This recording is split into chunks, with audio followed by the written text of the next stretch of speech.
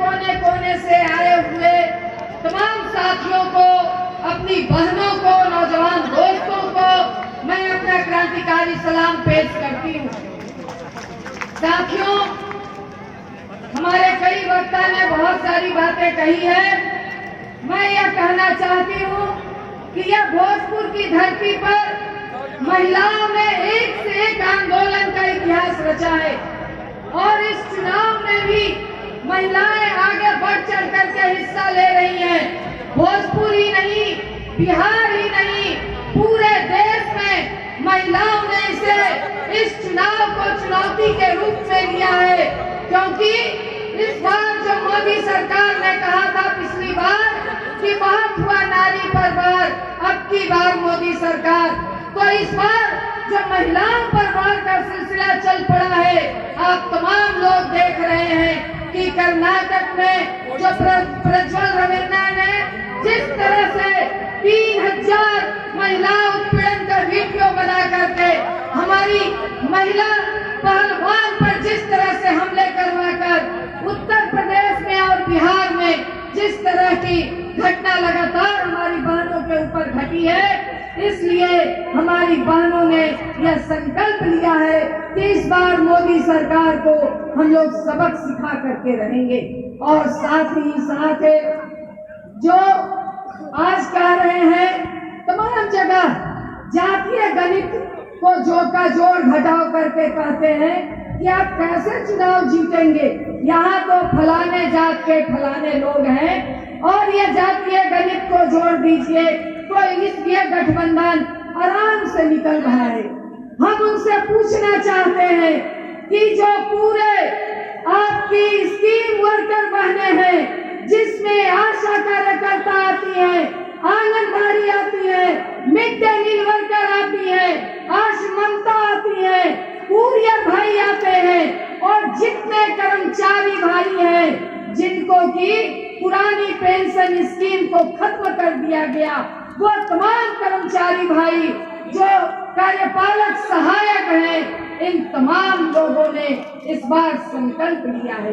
तमाम शिक्षकों ने संकल्प लिया है, जिन शिक्षकों को बिहार सरकार ने नाक में दम करके रख दिया है, उन तमाम शिक्षकों ने संकल्प लिया है कि इस बार मोदी सरकार और बिहार सरकार दोनों को सबक सिखा करके रहेंगे। क्योंकि स्कीम वर्कर बहनें पूछ रही हैं कि दिल्ली में जो मोदी सरकार है, इसने हम लोगों के लिए क्या क्या 10 वर्षों में काम हमसे करवाया। कोरोना में हमने जान की बाजी लगाकर काम की, मगर 1 रुपया भी नहीं बढ़ाया। इसलिए उन बहनों ने इस बार संकल्प लिया है।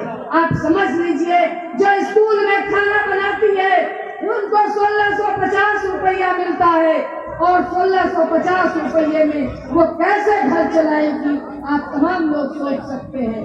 और यह हमारे नीतीश सरकार कहती है कि ये बहुत हम पैसा दे रहे हैं। तो इन सवालों पर ये तमाम बहनें, ये इनका कोई जात नहीं होता, ये पूरी जमात है और ये पूरी जमातों ने संकल्प लिया है।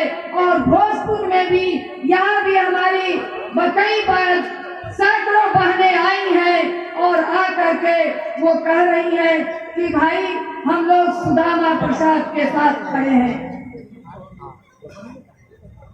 और सुदामा प्रसाद जी का झंडा में 3 तारा पर अपना बहुमूल्य वोट दे करके और पूरे इलाके में वो इस बात का चर्चा भी कर रही है, क्योंकि आंगनबाड़ी बहनों को इसी सरकार ने 18,219 आंगनबाड़ी बहनों को, जो कि आज तक बिहार के इतिहास में नहीं हुआ था, उन लोगों को बर्खास्त कर दिया गया था।